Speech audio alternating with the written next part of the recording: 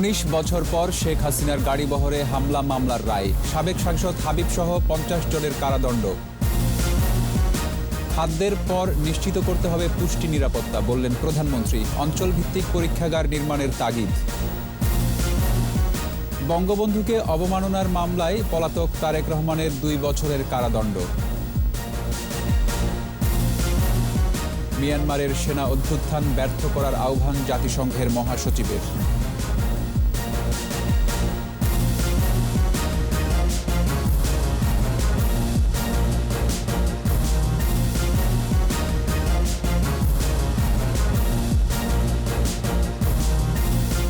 শুনছিলেন first security ইসলামী bank limited সংবাদ শিরোনাম। আমন্ত্রণ জানাচ্ছি দুপুর 2টার 21 সংবাদে। সাথে আছি রক্তিম ত্রিপুরা।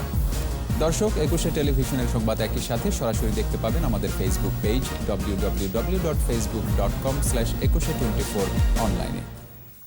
এছাড়া সংবাদে আরও থাকছে: চট্টগ্রাম টেস্টে মিরাজের সেঞ্চুরি, ক্যারিবীয়দের বিপক্ষে টাইগারদের স্কোর 400 ছাড়ালো।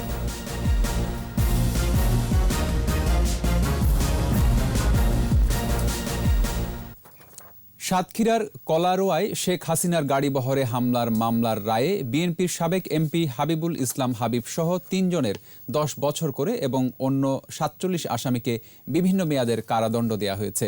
সাতক্ষীরার চিফ জুডিশিয়াল ম্যাজিস্ট্রেট আদালতের বিচারক হুমায়ুন কবির এই রায় দেন। রায় ঘোষণার পর আনন্দ মিছিল করে স্থানীয় আওয়ামী লীগ আর বিক্ষোভ করে বিএনপি। সাতক্ষীরা প্রতিনিধি মনিরুল ইসলাম মিনির রিপোর্ট, জানাচ্ছেন মুশফিকা নাজনীন।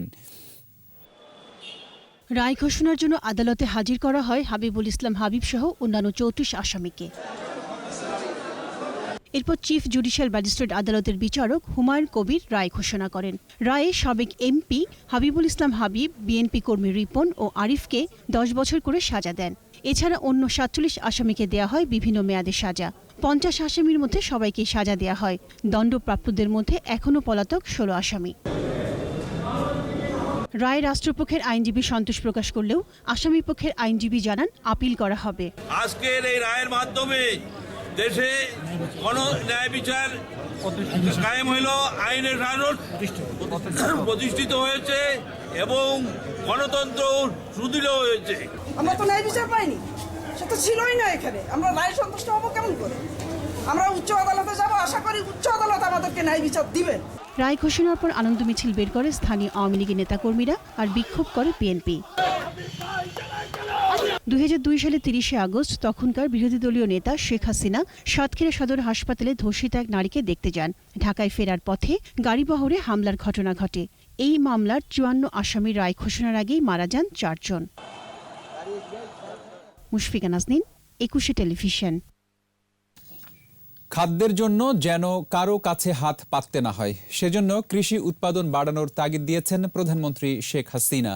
কৃষি গবেষণা কাউন্সিলের অনুষ্ঠানে তিনি বলেছেন, দেশের চাহিদা মিটিয়ে কৃষি পণ্য যাতে বিদেশে রপ্তানি করা যায় সেভাবে উৎপাদন করতে হবে। খাদ্য নিরাপত্তা নিশ্চিতে কৃষি গবেষণায় গুরুত্ব দেওয়ারও আহ্বান জানান সরকার প্রধান। প্রণব চক্রবর্তীর রিপোর্ট। বাংলাদেশের অর্থনীতি দাঁড়িয়ে আছে কৃষির উপর। কৃষি বিপ্লবেই বাংলাদেশ এখন খাদ্যে স্বয়ংসম্পূর্ণ।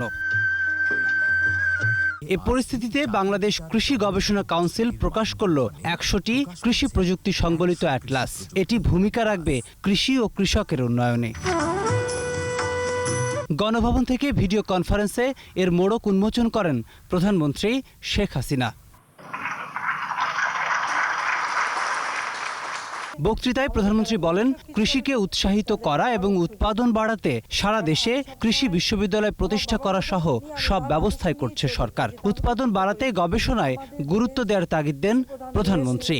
আমাদের অর্থনীতি কৃষির উপর নির্ভরশীল, আর কৃষি শুধু আমার দেশ বলে না, সারা বিশ্বে কিন্তু কৃষিটা অর্থাৎ খাদ্য এটা লাগবেই।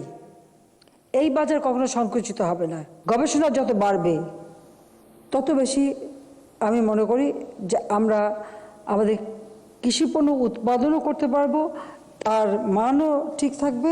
মাটির গুণাগুণ এবং প্রাকৃতিক দুর্যোগের কথা মাথায় রেখে অঞ্চল ভিত্তিক পরীক্ষাগার স্থাপন করার কথাও জানান শেখ হাসিনা।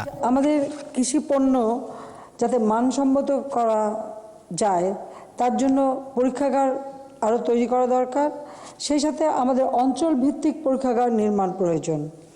দেশের মাটির উর্বরতা এবং পরিবেশ বিবেচনা করে আমাদের কোন অঞ্চলে কোন ফসল সবথেকে ভালো এবং বেশি উৎপাদন এবং উন্নত মানের উৎপাদন হতে পারে তারও একটা জোন ম্যাপ করা দরকার। দেশের চাহিদা মিটিয়ে কৃষিপণ্য রপ্তানি করার দিকে নজর দেওয়ারও আহ্বান জানান সরকার প্রধান। আমি যখনই যা উৎপাদন করবো আমার এটা মনে রাখতে হবে যে আমার দেশের আভ্যন্তরীণ বাজার আরও বাড়াতে হবে, অর্থাৎ মানুষের ক্রয় ক্ষমতা বাড়াতে হবে। তো সেই ক্রয় ক্ষমতা বাড়বে, তাদের চাহিদা যাতে আমরা পূরণ করতে পারি, দেশের চাহিদা মিটিয়ে আমরা যেন বিদেশে রপ্তানি করতে পারি, সেইভাবেই আমাদের পণ্য উৎপাদন করা। করোনা মহামারীতে উৎপাদন যাতে ব্যাহত না হয় সেদিকে খেয়াল রাখতে বলেন প্রধানমন্ত্রী। প্রক্রিয়াজাতকরণ, বাজারজাতকরণ সব যেন আমরা করতে পারি। প্রণব চক্রবর্তী, একুশে টেলিভিশন, ঢাকা। আমরা চাই বঙ্গবন্ধুকে নিয়ে কুরুচিপূর্ণ মন্তব্যের অভিযোগে করা মানহানি মামলায় বিএনপির ভারপ্রাপ্ত চেয়ারম্যান তারেক রহমানকে 2 বছরের বিনাশ্রম কারাদণ্ড দিয়েছে আদালত। দুপুরে নড়াইলের জুডিশিয়াল ম্যাজিস্ট্রেট জামাতুল মোর্শেদা এ আদেশ দেন।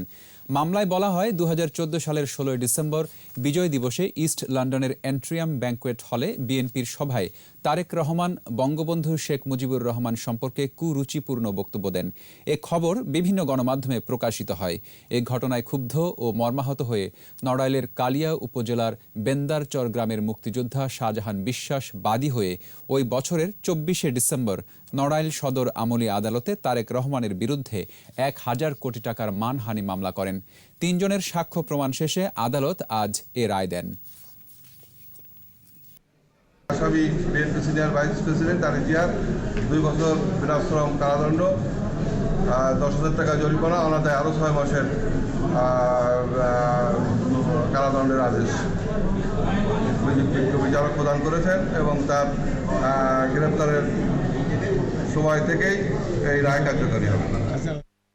নিচ্ছি প্রিমিয়ার ব্যাংক লিমিটেড সংবাদ বিরতি। নো মাস্ক নো সার্ভিস বিধি মেনে চলুন, সুস্থ থাকুন।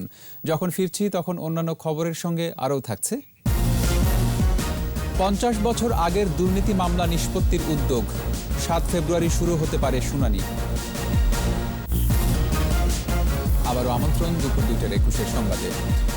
50 বছর আগের দুর্নীতির মামলাগুলো শুনানির উদ্যোগ নিয়েছে উচ্চ আদালত। 1971 থেকে 1993 পর্যন্ত প্রায় 25টি মামলা কার্যতালিকায় নিষ্পত্তির অপেক্ষায়। হাইকোর্টের সংশ্লিষ্ট বেঞ্চকে দ্রুত মামলাগুলো নিষ্পত্তির নির্দেশ দিয়েছেন প্রধান বিচারপতি সৈয়দ মাহমুদ হোসেন।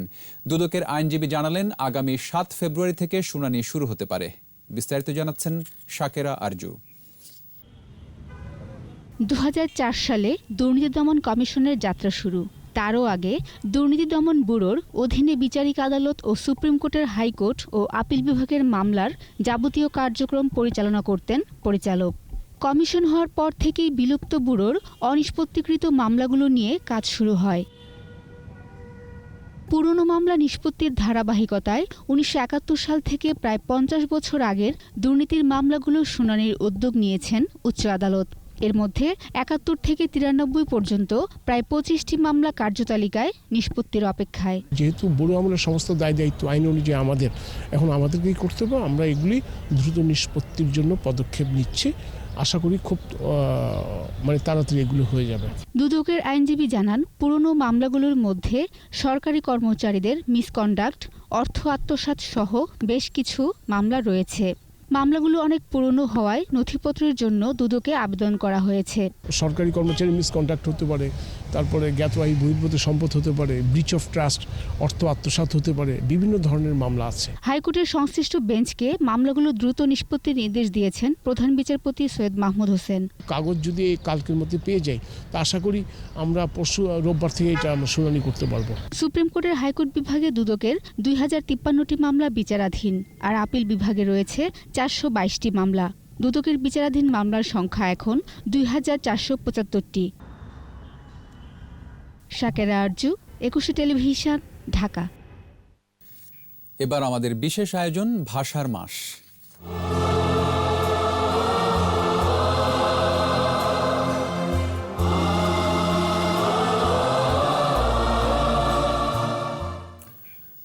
ভাষার মাসে আগে পাড়া মহল্লায় নানা অনুষ্ঠান হতো, বের করা হতো বিশেষ সাময়িকী। গত বেশ কয়েক বছর ধরে থেমেছে এই কর্মকাণ্ড। এর বড় কারণ ক্লাব পাঠাগার সংস্কৃতি থেকে দূরে সরে যাওয়া। বিশিষ্টজনেরা বলছেন ২১-এর আয়োজন এখন শুধুই প্রভাত ফেরির মধ্যে সীমাবদ্ধ। ক্লাব পাঠাগার কেন্দ্রিক সংস্কৃতি থেকে দূরে সরে যাওয়া মানেই পিছনের দিকে হাঁটা। আদিত্য মামুনের রিপোর্ট। ২১-এর চেতনায় প্রভাত ফেরির গান, ইতিহাসকে না ভুলে যাওয়ার অঙ্গীকার। শুধু প্রভাত ফেরি নয়, একসময় ভাষার মাস আসলেই পাড়া মহল্লায় থাকত নানা আয়োজন। দেয়াল পত্রিকা কিংবা বিশেষ সাময়িকী বের করতে কিশোর যুবকদের ব্যস্ততার সীমা থাকত না, থাকত সাংস্কৃতিক অনুষ্ঠানের আয়োজনও।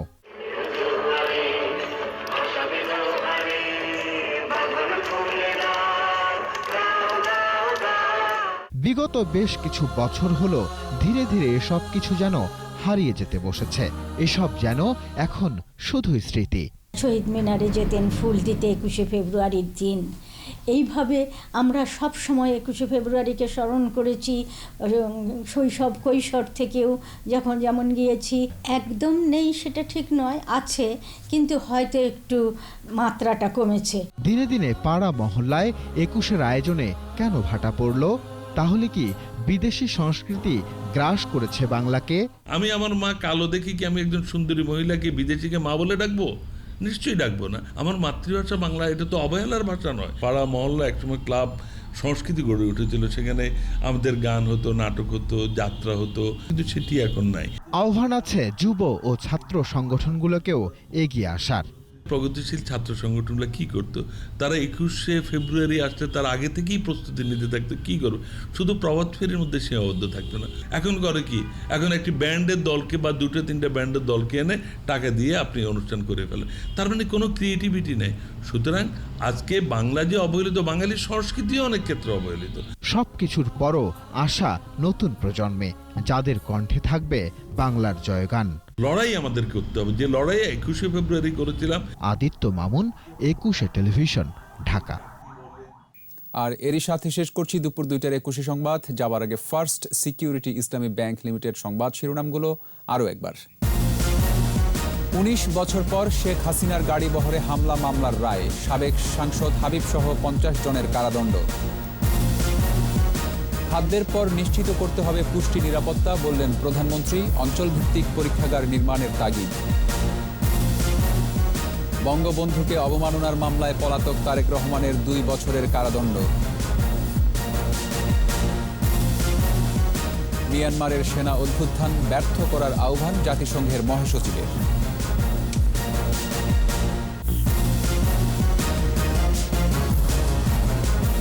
সর্বশেষ খবর জানতে ডায়াল করুন 2021 নম্বরে, আর ভিজিট করুন 21-tv.com ওয়েবসাইটে। এছাড়া ফেসবুকে ভিজিট করতে পারেন facebook.com/2124 অনলাইন। বিকেল 4টায় ২১-এর সংবাদ শিরোনাম দেখার আমন্ত্রণ রইল। স্বাস্থ্যবিধি মেনে চলুন, সুস্থ থাকুন।